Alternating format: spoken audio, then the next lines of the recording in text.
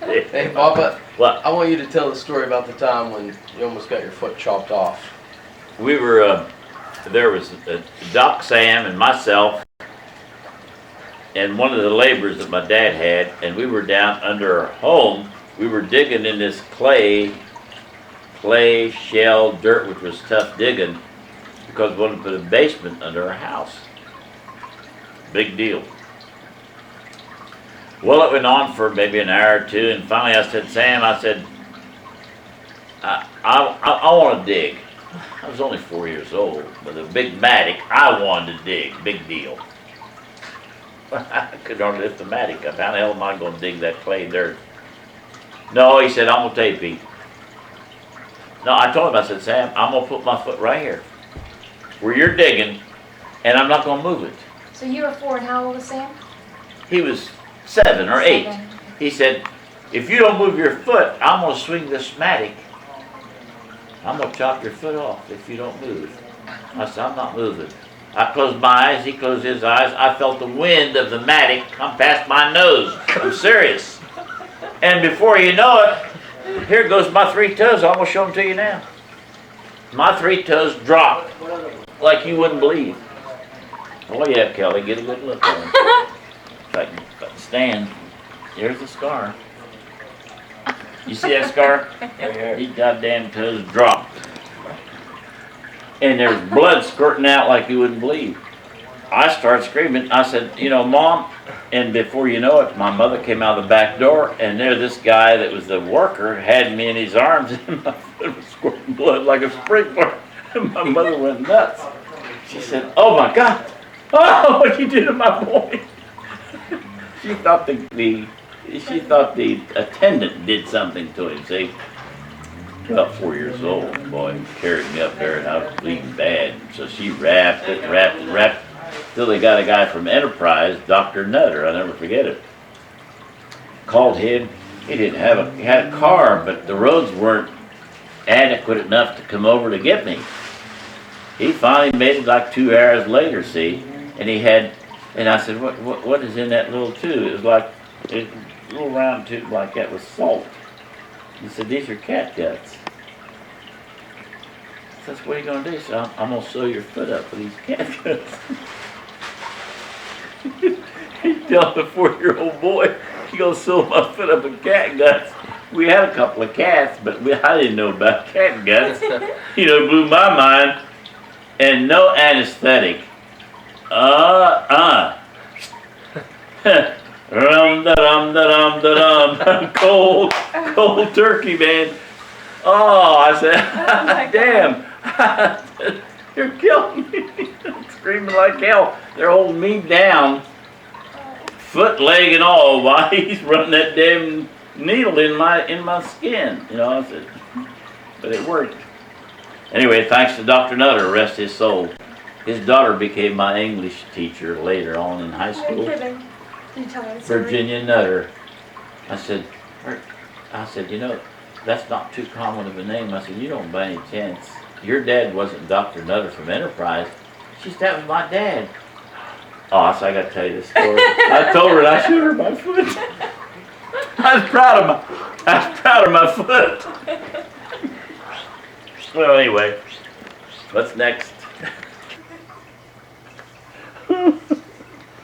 I can't take much more of this. Tax day! We're here, October 15th, tax day, 2007, in San Diego. Continuing the documentary with Papa here. And we're going to shoot back to Italy in a story we've hit on once about Batista, Papa's uncle, and how he made his way to the promised land over here in America. So I'm gonna hand it over to Papa here. Well, I don't want to try to be too lengthy because these CDs that he has is limited time. So I'll try to condense it, but I'll get the message. I'll do the best I can to try to get it across. As best that I can remember, it's been several years ago now, but I do remember that I think my brother Russ sponsored Uncle Batista to come to this country at that time. can't even remember the year right off, but I'll recollect here in a minute. But anyway,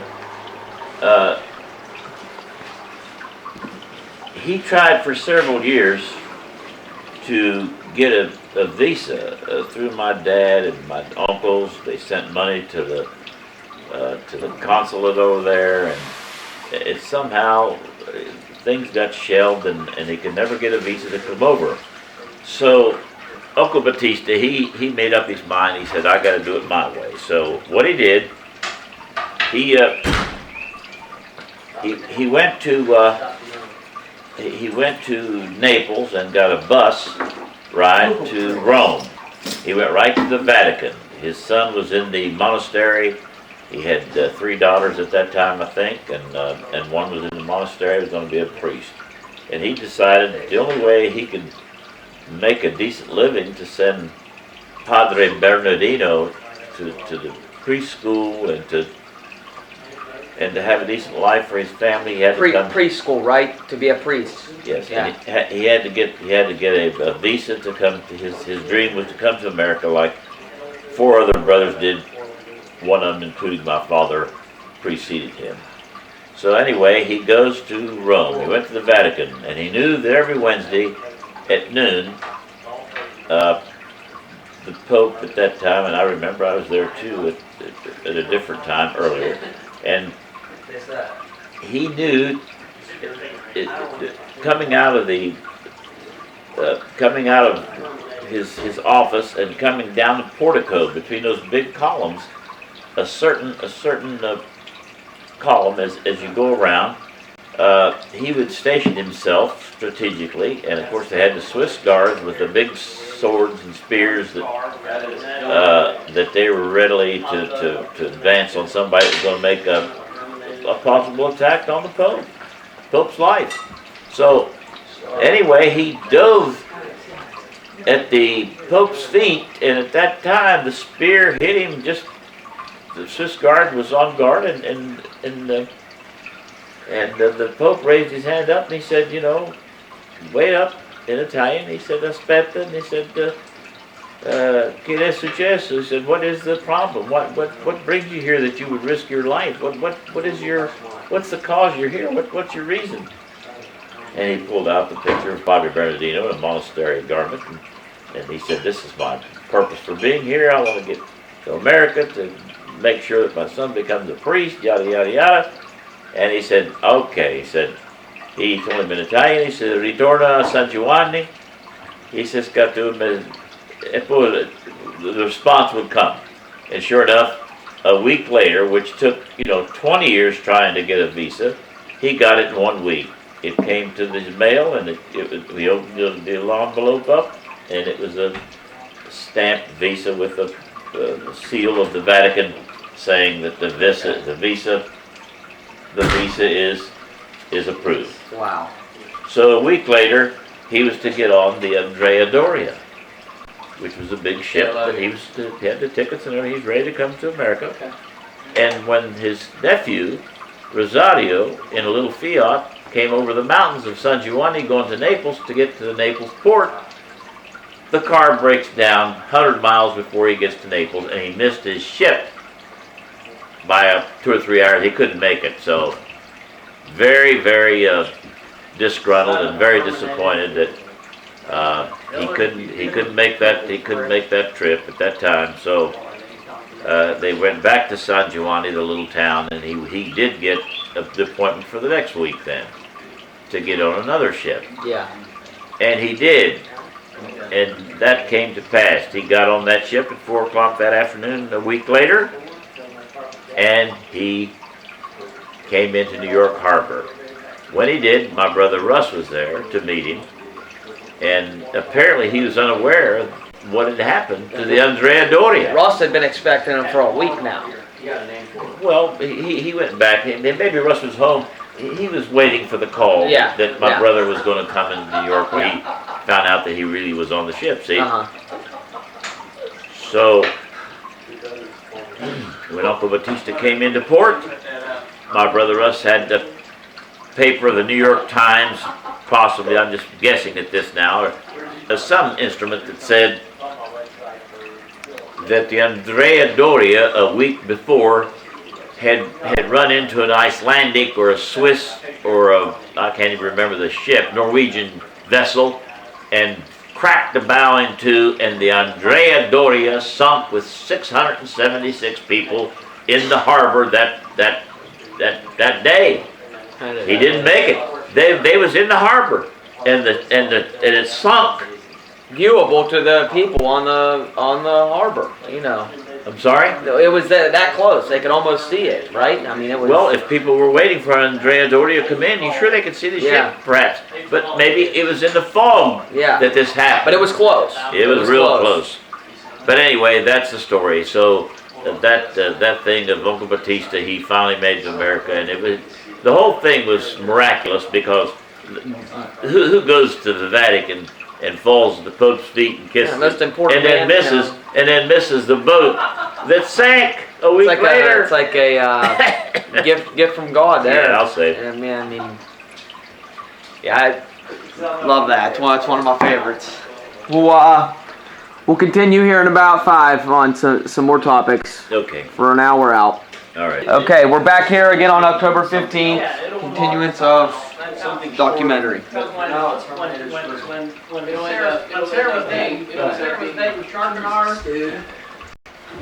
It was when I was a sophomore in high school, and we went to school that morning, and it was during the war, and everything was rationed. Gasoline, you had to have a stamp, and the cigarettes, you had to have this, and the Lucky Strike Green went to war. And I want to start that one over, Hammer. it's okay, let's continue. Let's continue on. And so we went to biology class this morning at 9 o'clock, and prior to that, I recall that the teacher's name was Maynard Duckworth. And somehow or other we got on this smoking thing, and he said, "Boys, I can't get cigarettes for nothing." Well, I have a little saloon over there in Glen Elk, and I had some cigarettes stashed, and I said, "What kind of cigarettes do you smoke?" He said, "I smoke Camels." I said, "Well, listen, Mr. Duckworth, you let me out of class here, I'll run over, I'll go back to the house and get you a pack." No, he said, "Can you give me a carton?" I said, "Yeah, I'll get you a carton." Now, how old were you in this? I was 16. 16. Yeah, sophomore in high school. Okay. He said, "Well, I'll let your friend Tom go with you, and you guys go head over, and I'll excuse you from class, and then, come on back, and that's fine." That's okay. So Tom and I go over to Glen Elk. It took about 20 minutes to walk over.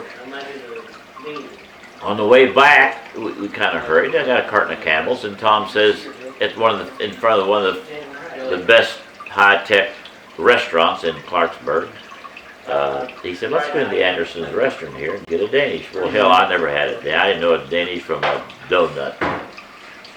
And I said, okay, like I knew what the hell a Danish was. Well, we got in there, and boy, it was fancy. They gave those white linen napkins, and we sat up at the stool and the counter there, and the lady came and said, "What do you have?" I said, "We'll have a Danish, toasted, please." Yeah, I said, "I'll have mine toasted too." "You want butter on?" Yeah, I'll have a little butter too. So she fixed it all up. Coffee, yeah, I'd like a cup of coffee. At that time, I drank coffee with cream, and big coffee cups. Oh boy, it was fancy, and that Danish did taste good. And so we finished up there in a few minutes, 15, 20 minutes leisurely. So when we got up, we walked out, and on the way out by the register, Tom said, I'll pay for this. "Pete, don't worry about it. It's all right." So there I saw a little roller of toothpicks there, and I got me a toothpick. So we got out in front of the restaurant, and I said, "Boy, oh boy, that was good." And I started picking I had, I don't know what they had on, pecans or what the hell it was, and I was picking my teeth a little bit, and I said, we better get up and get going up the hill, Tom. Let's go back to class. We figured the class would be about over now. Yeah, So yeah. we missed biology class, so we thought it was kind of worth it. Well, we got back out to class, and make a long story short, got home that evening, and it was dinner time. Sat at the table, and occasionally, if I had eaten something before dinner, my dad always was very suspicious of me anyway about, he figured, he said, there's a reason why this boy doesn't want to eat. But he said, he started out the evening dinner with this, he prefaced it with this, he says, he said last night, he says, I had a dream, and I knew something was up. When he came with that I had a dream, I said, uh-oh, I said, I wonder what he's talking about. I couldn't even imagine, but I knew I didn't do anything wrong now, so that I wasn't the victim in this case. So anyway, he said I dreamed that I just happened to see somebody in front of some place. He looked like he was picking his teeth. Oh God! I said, how can this be? Where was he? Because right across the street from the Anderson restaurant was the Empire National Bank. I said, hey, it was 9 o'clock in the morning. I said, hey, no way he saw me picking my teeth. So I could not believe this. See, so in a little bit, one thing led to another, and make a long story short,